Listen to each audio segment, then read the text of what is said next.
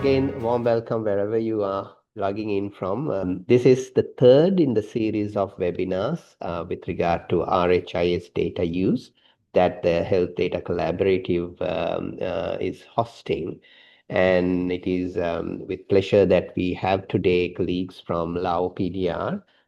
Thank you very much, Dr. Chansali, for joining in, leading the efforts from Lao Ministry of Health.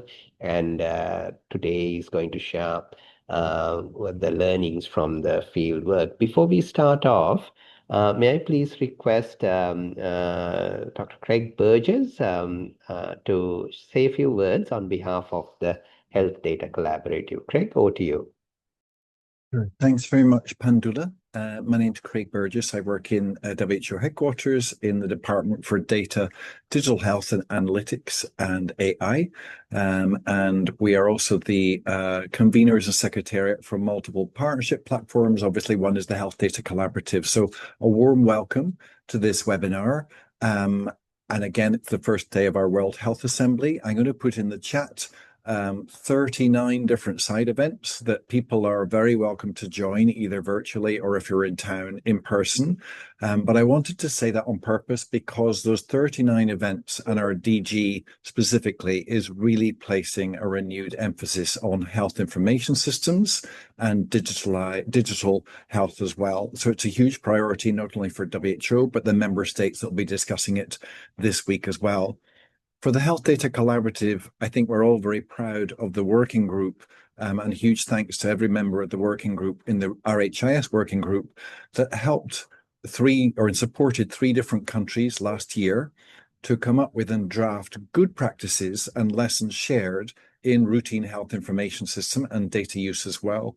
And this type of endeavor, we hope, will be replicated this year as well in 5 other countries to specifically support member states' needs and gather support from partners around those needs, and also help peer review so that other member states and countries specifically can compare and contrast good practices in routine health information system. So with that, we hope at the end of this year to possibly have 7 or 8 RHIS good practices that can be used by member states. And again, a huge thank you to our colleagues in Lao, in our country offices, in the Ministry of Health there, and also with partners as well. And a huge thank you to our colleagues in the regional office of WHO. I'm very happy to see Dilip has joined as well. So with that, again, a huge warm welcome to everybody. And we really value your inputs and thoughts as our colleagues in Lao present their good practices. Back over to you, Pandula. Thank you very much, Craig, for those words. Before we start off the presentation, may I also invite Dr. Achala Jayatilaka from the Lao WHO Lao Country Office to brief us on, give a very brief intro to the case study that was conducted and hand it over to Dr. Chansali. Achala, over to you. Am I coming through okay, Pandula? Yes, can hear very well. Okay, thank you. Thank you very much. So good morning, good afternoon, good evening, everyone. My name is Achala Jayatilaka. I'm the team lead of the Health Information and Digital Health team at the WHO Country Office in Lao PDR. So before we hear from the country team led by Ministry of Health, I would like to give you a brief introduction about the case study. So this work was supported by the Health Data Collaborative, the WHO Working Group on Routine Health Information Systems, and coordinated through the 3 level of WHO led in the field by the WHO Country Office in Lao PDR. The case study was developed through field visits and contributions from the Ministry of Health, provincial and district health teams, provincial hospitals, WHO, all 3 levels, HQ, regional office, and the country office, and the HIS Center at the University of Oslo and HIS Vietnam. So we are grateful to all colleagues and institutions who contributed their time, insights, and experience. So this case study reflects the strong country leadership and collaborative effort behind routine health information system strengthening in Lao PDR. So it's now my pleasure to invite the country team to present the case study. Over to you, Dr. Chansali. Thank you. Thank you, Craig and Chala. I think Sam, someone share the PowerPoint, please. Can you see the PowerPoint? We can see Dr. Chansali very Yes. Okay, thank you. So on behalf of the Ministry of Health, Lao PDR, I would like to share with you the case study in Lao, especially on the use of information, use of data that we already have in Lao for a long time ago. Next slide, please.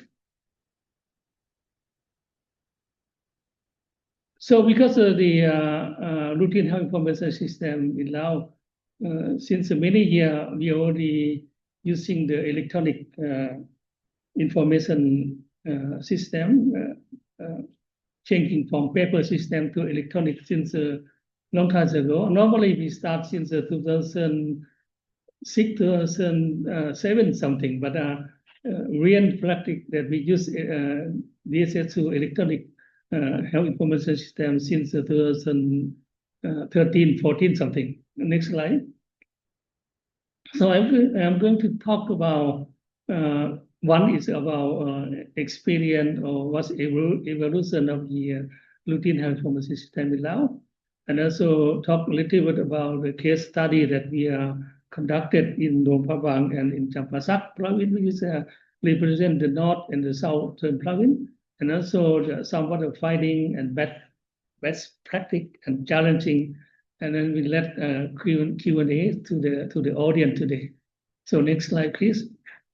So normally we start implementing some digital routine health information system using DSS since 2013. When we begin the development, we just turn the paper system, meaning that we customize all the data entry, data reporting, and data dissemination into the electronic DSS2.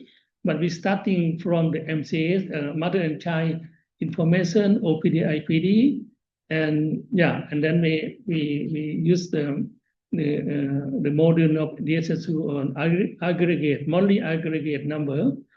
So later on, when we present the data, many partners quite interesting, and the more requirement to move to the more data, more individual data entry. So, and then 2014, 2016, we move into event capture, meaning that all the data that we report in the monthly aggregate, we move to event, meaning the report case-based data reporting, consolidating, and dissemination. However, there's the need that many different partners who are working now, they need more detailed data to calculate the coverage, to calculate the use of the coverage of the service delivery at all health facility. So we are also moving to the from aggregate into the tracker module of the DSS2 system. So since 2017, 2018, we moving the two vertical programs, HIV and TB, into tracker because it is funded by Global Fund. So they need more detailed information also. So, but we still keeping the event capture with maternal and child indicator.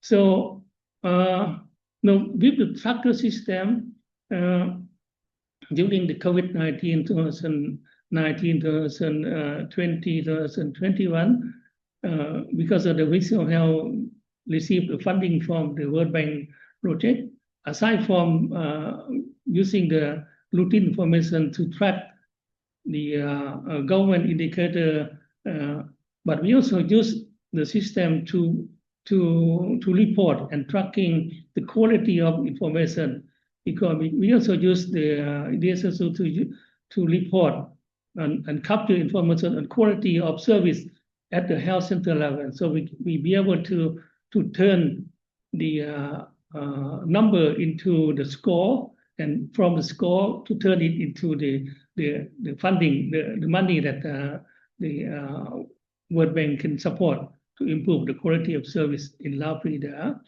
aside from it, during this period, during the COVID-19, after COVID-19, we also moving the all surveillance, disease surveillance, there are 18 disease surveillance that the government tracking.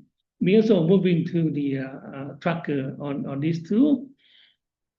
And then when 2023, we also moving the whole country on the vaccination, we call EIR, Electronic Immunization Record, which is when record all the children that are eligible for the vaccination, including when they are born, and track more detail individual until they receive all the vaccination. So, and 2014, 2024, so we, again, because of many partners require that it's difficult when we have the tracker and in vertical program, meaning that people having the ANC, PNC, more vertical, and also HIV, TB, also vertical program recording, meaning that one patient, they have multiple coding, multiple data entry in the system. So how we, and then we support from the Oslo, from the RHIS Vietnam, we are moving, which we call Client Health Registry, meaning that we've been moving from the tracker into the Client Health Registry, meaning that we have a single coding of the patient, of the people who are getting the service. Which so we're moving from the program centric into people centric by 2014, 2024, 2035. So we are now also implement also not only the EBI, not only the EIR, but also MCS, ANC, PNC delivery, and also other things, also moving to the Client Health Registry, meaning that we've been moving to the person-centric. Next slide. A little bit long. Next slide. So I think that, yes. So we have throughout this 10-year, more than 10-year, 12-year period, so we have a lot of achievement. Luckily, that because in Laos we have only one routine health information, we don't have multi software or multi platform to track the health information system. So we have moving, as I said, we're moving from aggregate to individual HIV, TB, electronic immunization record, and also CSR now. So also we also moving the from the event-based immunization system. We also continued until throughout the COVID-19. And now I just talking about it. We have the Client Health Registry that moving from program-centric to people-centric, and we can have one ID for all service delivery. And this is also potential that we are, because of we record the patient into the individual, meaning that name, age, sex, ethnicity, the location, the occupation, and many things that already recorded. So we can turn this into the mini EMR that can be applied in the small hospital, like a district hospital or health center level, something like that. Aside from that, we also have continued development on using the system for tracking and reporting on the climate.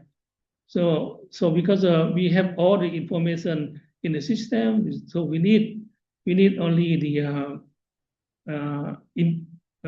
import some of the climate data into the resource system, and also the predictive software like EVON or CSAP, something like that, into the system. We also have really strong partner alignment, meaning WHO will lead the monthly routine health information coordination meeting. in the WHO office. So next slide. So we will back to the topic of how we can use information, use of the system. So we conduct the case study in 2 provinces during the 2025 in Luangprabang and Champasak. So we visit the two provinces. We go to the province, district, and health center to look how the use of the information, electronic information system to improve the service delivery. We review we have a meeting with them. We also looking in the paper in the record book in the health facility. So we more focus on how data are used at the district and health center level, and how they can practice that to be aligned with the European Health Zone architecture. And we could identify what obstacle on the use of information for this. Next slide. So what we found now, so we can see that for these 2 provinces in the Luangprabang and Champasak, so province district, they conduct regular data review meeting, meaning it is regularly Minister of Health on all the province. They have a meeting. Some province they have a monthly meeting, quarterly meeting. So based on our business or routine information as evidence to discussion during the meeting, like in Luangprabang, they even though they use the dashboard from the system during the meeting to show that what is the progress that they are to report to the provincial governor. So based on normally starting from Ministry of Health, and they have the government given the 11 indicator, which is already more than half of that indicator we can find in the DHS2 system. So every meeting they will use that dashboard to present what is the progress, what is the weakness of the district belong to them. So they know from the system. Champasak is they also use the raw data to provide information to report to the provincial health office, to report to the provincial governor. Also, we can see that, however, the meeting does not go down into analytic level, just only discussion what the completeness and timeliness of the information. Next slide. So we can see that many health facilities in these 2 provinces, they are rely on the raw data and limited understanding of how the coverage, how the assessment, how to use the coverage to justify the progress of the health program in the province. And we also have the program on the population denominator, because it's different from the official estimate, because when we talk about health facility, meaning that health center, they know the population, they know how many catchment population they have, but they have to use the denominator from estimate to calculate the coverage. This is another problem. We also many health center, many district, they still use paper to calculate the API coverage using some Excel, other thing. They also so we recommendation it includes facility-based denominator in the, for example, because of the electronic immunization record, we can track, we can know the exact number of children in the catchment population, so that we can calculate exactly what the coverage of EPI, what's the coverage of the maternal and child, something like that. Next slide. So what we can learn from this, so that we can, I think that EAR system can as modern to other program that frontline worker to follow up from the start of the vaccination, so that they can continue until they complete the vaccination. In Luangprabang, as I mentioned, they use dashboard for each program and quarterly report. And some at the facility level, meaning the health center level, the target population of club, they can maintain it using the real number of the population in the catchment area. So WHO is leading only the development partner data review and mechanism. So WHO have the role in working with other partner in Laos, for example. You have UNDP, UNICEF, and Luxembourg. Other thing that WHO can organize the meeting to present the data on how different partners use the information. Next slide. So this is two example of the from digital tool that in the field that we can collect on how we can finding the zero dose of children from facility data to facility action. Next slide. So another more best practice, as I mentioned, we aside from routine information system, we also can use this when we're moving from to Client Health Registry. So the Client Health Registry can be linked to electronic medical record. That, as I said, that we can use right now when the Client Health Registry cover the whole country. So we can use this as a mini EMR for many district hospital and health center, because in order to expand the electronic medical record, you need to have a lot of resource to involve in this. That's why if we have this DSS2 in place, we can turn it to mini electronic medical record. Aside from that, we also have because as I mentioned that we already have all the information on the disease surveillance in the system. So we just need only the how we can import the climate data into the system, and also the E1 system. So we can combine this so that we can predict the disease outbreak, like the dengue fever, the diarrhea, and other thing. Aside from this, we also working with the other ministry to get information on flooding, so that we can put in the system. We are now already put in the system, so that we can know because in the system we have the location of the health center. So now we have the data on the flooding. So we know that which health center is more likely to be flood during the raining season. So we can warning before that. We also have to put in the air quality data into the system, so that we can view the air quality dashboard in the 148 monitoring station.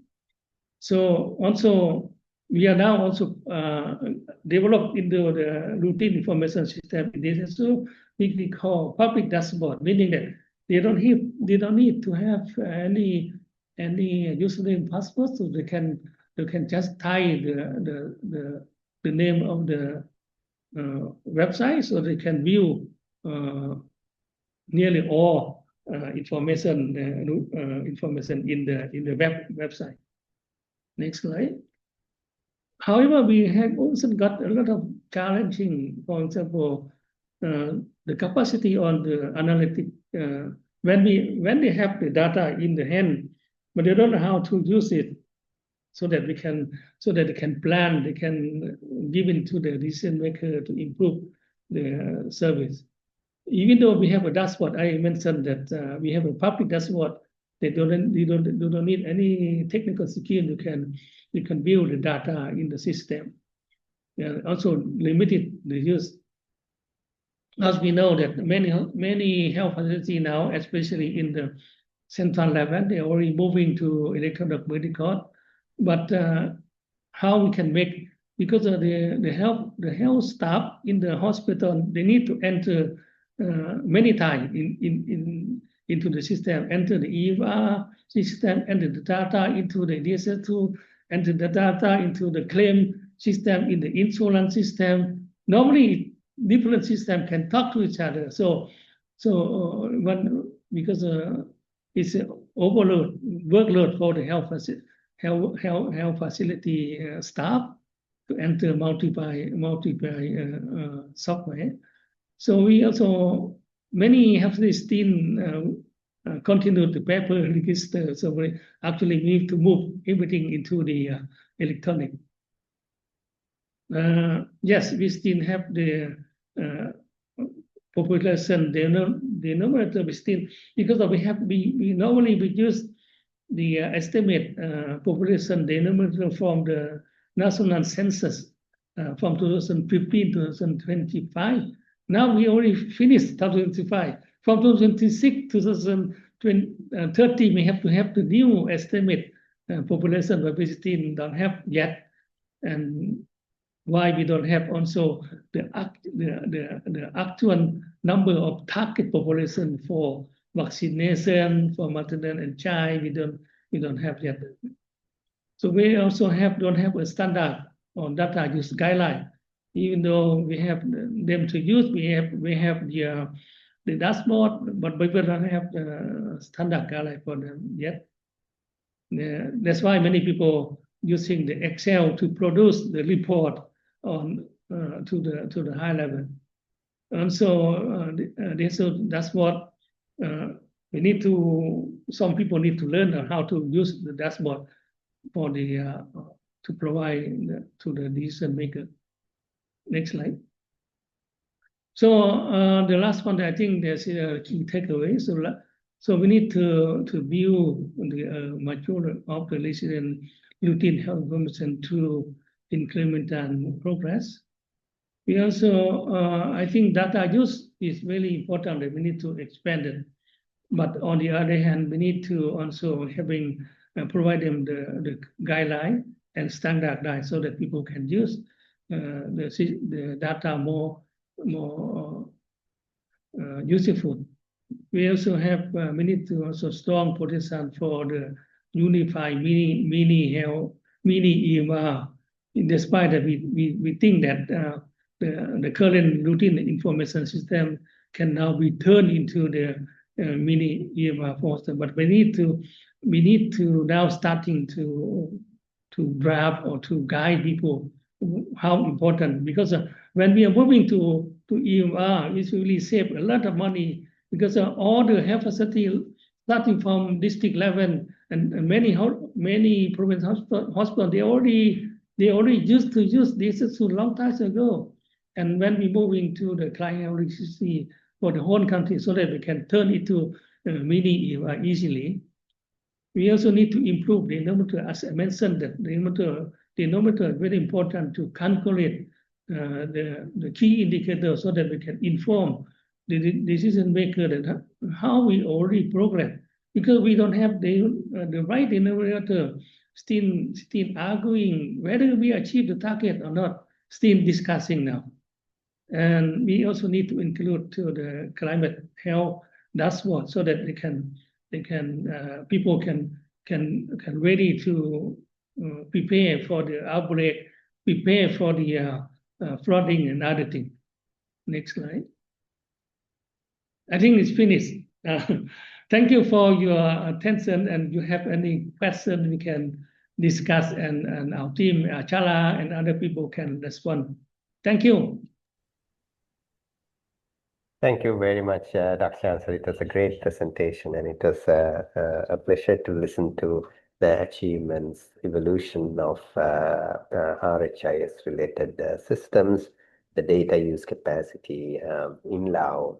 So we can now open the floor for any queries, any discussions. I also see our co-chairs, Professor Yon and Jean-Pierre, you are there.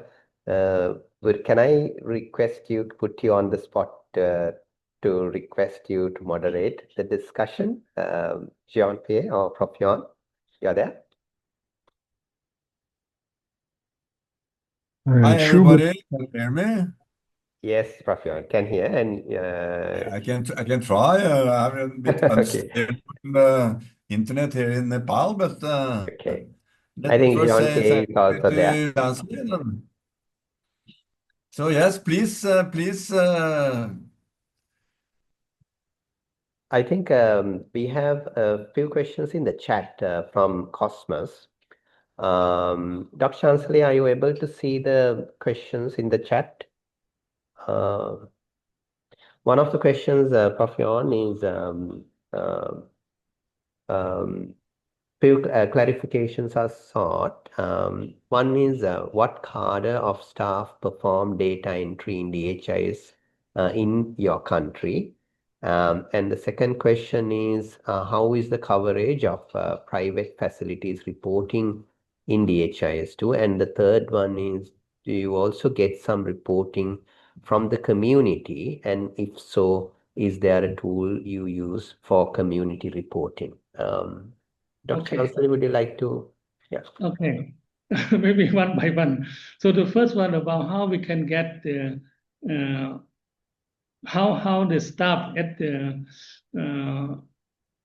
health facility they report in the DHIS2, right? So normally we train the people starting from central level and after training, so they have the username, password at all health facility, meaning starting from central hospital, provincial hospital, and district hospital, district health office, and health center.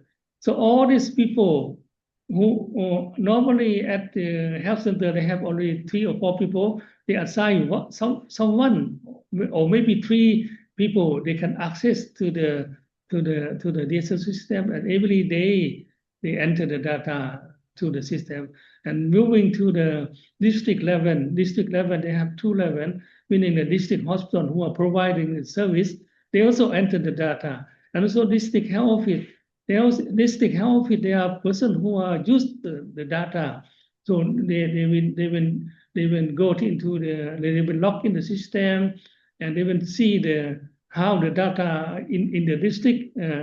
And for example, they want to check whether the indicator that given by the government they achieve or not. So they will go directly into the DHIS2 view, because in the DHIS2 we have we call the standard report already ready for them to check whether in the district this indicator, for example, the immunization, the skin birth attendant, the number of maternal death, the number of delivery, coverage of delivery, so they can directly getting from the system.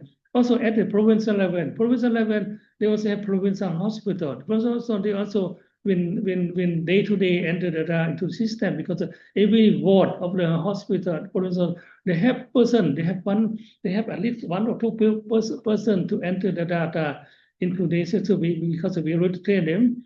And at the provincial health office, they have also the group of people, maybe each province at least 5 or 6 people who are working in the planning unit, in planning division. So they day to day they log in the system to view the progress of the health data, health indicator, and also when they have a meeting, monthly meeting, or they have to report to the provincial health office, so they use that data form.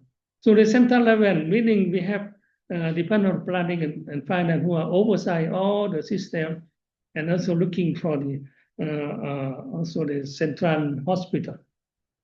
So what is the second question? The second question was the coverage of private facilities, whether they are also reporting through the DHIS2. You're talking about the private hospital. We have the number of private hospitals at the central level who are also getting trained, and we also given them to the username, password, and some province like Luangprabang province, we also have private hospitals. We also involve them, but the rest of the province we still not, because in order to lead this using of the data to collect information from private hospital is another department, like a healthcare department. They need to tell us whether they need or not. But we're talking about how many percent. They really less, very few percentages. But Lao PDR is mainly rely on the government facility rather than the private sector. Very few private hospitals in Lao. For example, in one province may not have any private hospital, but they have a private clinic, small clinic. So that I think is a really, of course, we need to expand it to the private sector because more data. When we checking, we never achieving the target coverage of the skin birth attendant because of they are using the private sector, the private hospital, or some women also using the service at the nearby country. That's why very little. What The is the third third question one? there is, do you get some reporting from the community? And if so, what's the tool you use for community reporting? Yeah, community meaning that from the health center or from the village level. From the village level, I think in our project, in our Ministry of Health, we have we call the Hansa project, which is there are 2 or 3 indicators that we are tracking the information from the community level, which we call SBCCs, meaning the every month the village health volunteer need to conduct the SBCC session in the village at least 10 times. So they use the digital system to report on the packet they are having in the community level. So when they finish the work every month, they also record on how many women, how many children, their weight and height, how many children attended, and what the counseling they provided, and they bring to the health center. And health center will enter the data into the system. But it is the community data. We also have activity like we call the integrated outreach activity that conducted in maternal and child integrated outreach activity at the remote villages far away from the health facility. That health center staff, they conduct the integrated outreach. They also collect information from the community, and when they return to the health center, they also enter data into the system too. Yeah, this is my response. I don't know whether That's great. I think Cosmos, I think Achala, you would like to respond to that also. Yeah, Achala. Thank you, Dr. Chancellor. Yeah, thank you, Pandula. I think I can elaborate a bit. Let me start with the third question. So recently we piloted the mortality surveillance system using DHIS2 at the community level. In Lao PDR, more than 90% of the deaths are occurring outside the health facilities. Only 7% deaths are occurring in the health facilities. And these community deaths are not reported into the system. So recently with the WHO support, we piloted mortality surveillance system using DHIS2 tracker to capture village level deaths through village chiefs and village health volunteers and enter that data to DHIS2 at the health center level. So this is very successful. We piloted in one province and now we are expanding into few other provinces.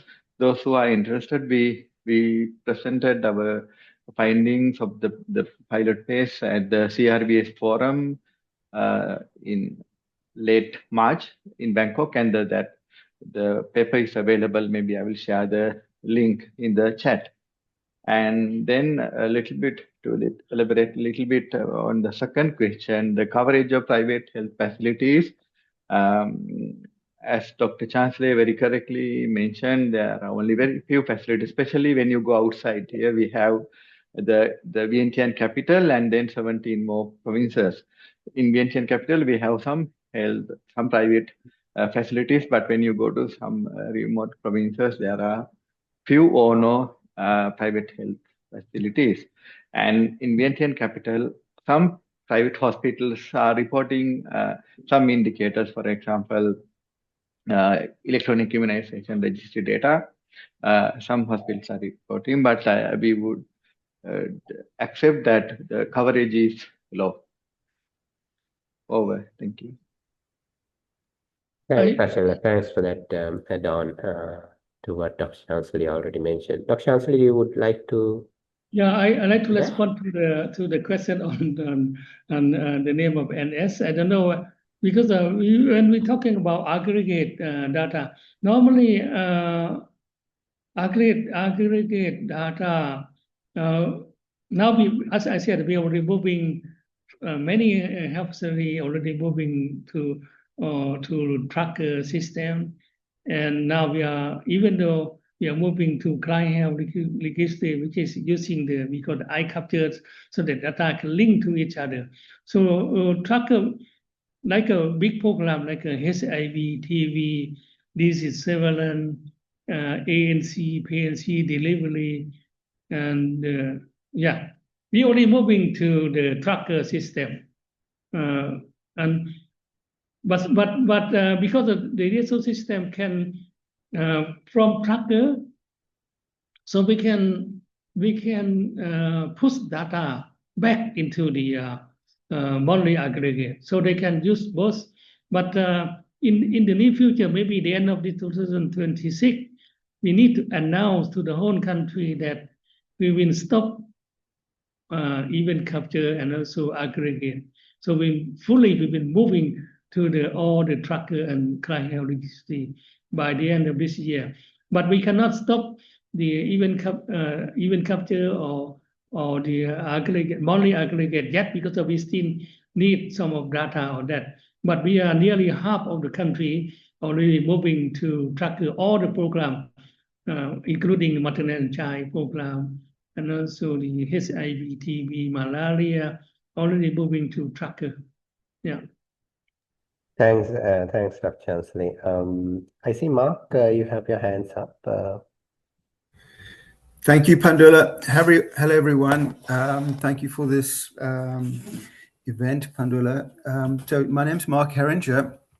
I'm the project lead for the Global Health Sites Mapping Project, and I've shared links into the chat. And my question is, how is the digital commons being supported? And is it being supported? And when I talk about digital commons, I'm referring to open data and specifically OpenStreetMap data. And the reason I'm doing it is that we're advocating for ministries of health to support the sharing of baseline health facility data under an open data license. And the campaign method that we've established provides a really good governance process for determining which attributes you want to share. And in the links that I've shared in the chat, you'll see the data model, which incidentally includes private and public facilities. And if I can sum up, so I've asked, the question is around your e-health governance policy, your digital policy for health, sharing health facility data. Is there an appetite for making data available under an open data license? I'll leave it there. Thank you, Pandula.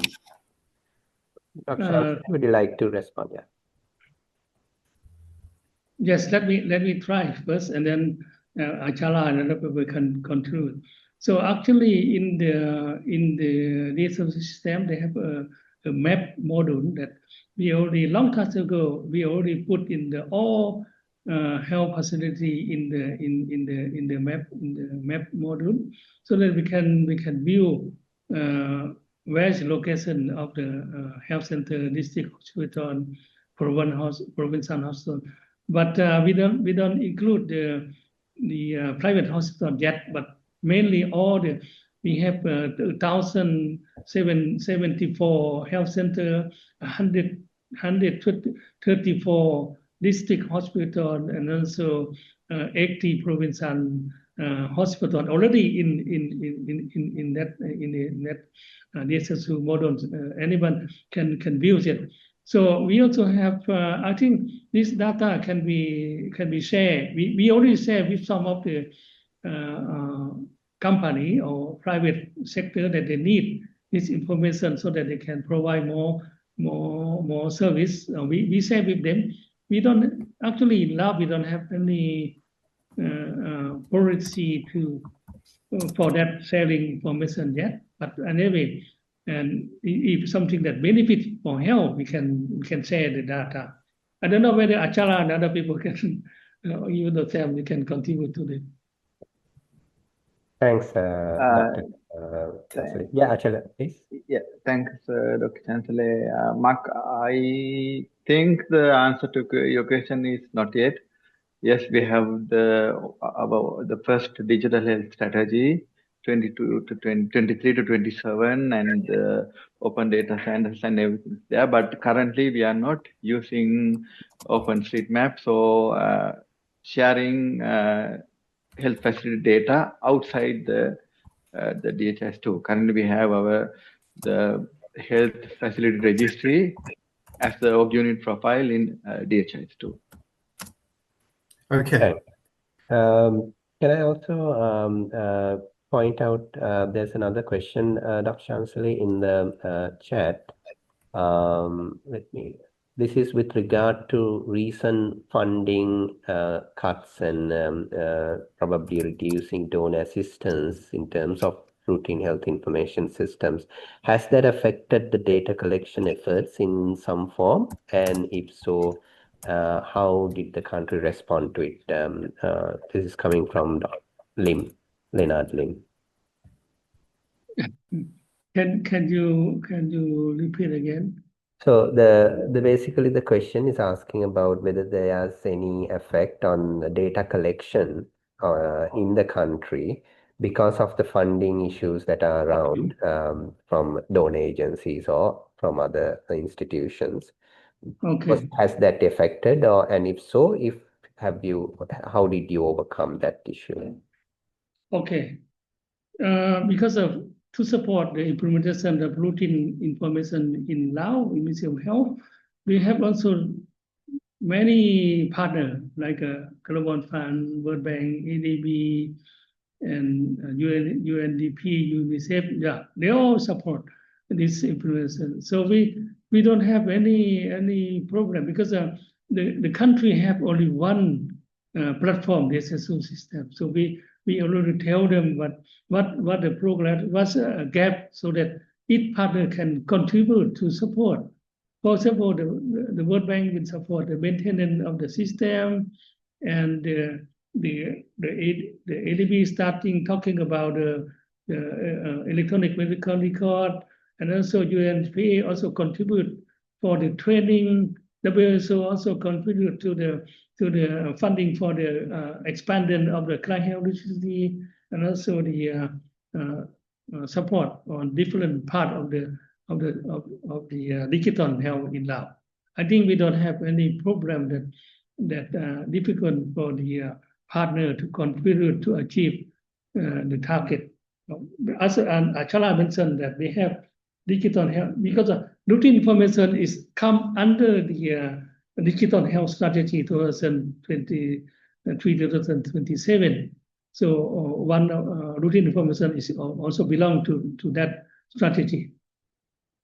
Yeah. Thanks. Achala, you have any thoughts on it? Yeah. How to start? Yeah. Obviously, yes. All the countries are affected by the funding cuts. I think question should be corrected, not the data collection, because we don't do data collection like research, because data collection, data capturing is happening as a part of the service delivery. So the entire health sector is affected, but we overcome that, as Dr. Chancellor mentioned, and we presented even in the presentation.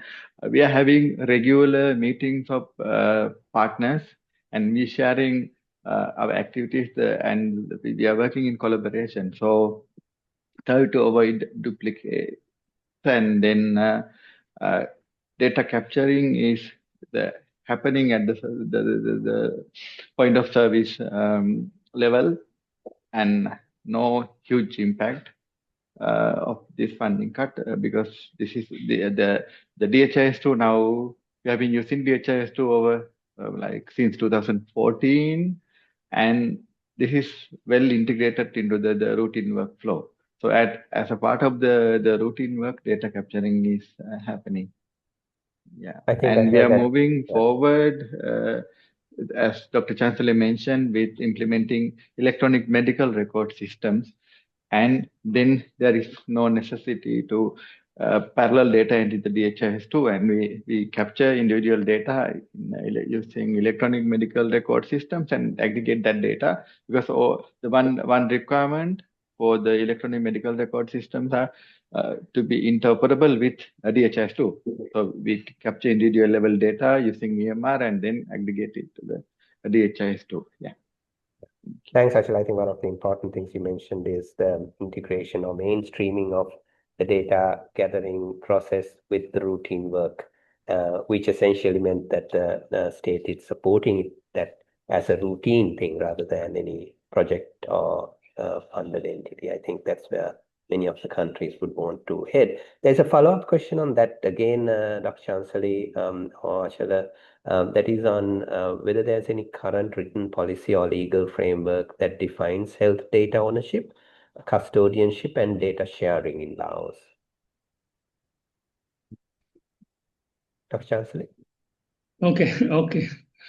So aside from, as I mentioned, that we have in the Digital Health Strategy 2020-2027, that we are also talking about the all the 5 pillars of the health information system, like we talking about starting from the governance and also workforce, interoperability, standardization, and infrastructure to support this implementation of the digital health strategy. But more specific on the policy of legal framework that define health data ownership. This needs to be further detailed in the strategy. But then, as I mentioned, that because in Laos we have really strong government support, because we have government digital transformation policy that assigned to all ministry that should be honor their own system for agriculture, education, health. They also have their own. So we based on that policy, we already put in some of the legal framework in the digital strategy in Laos. Yeah. I don't know, Achala, you can add to that.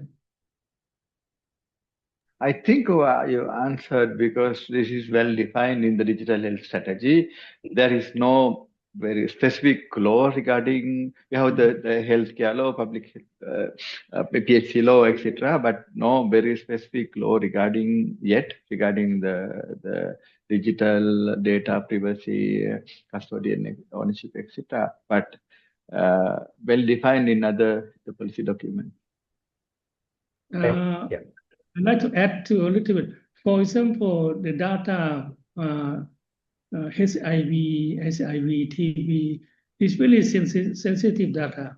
No, but actually inside the system, inside the digital system, we can prevent data privacy and data security, so that other people cannot view the information regarding HIV people. We know because we are super users of the system. We know, but other people cannot view this, because we will protect inside the digital system.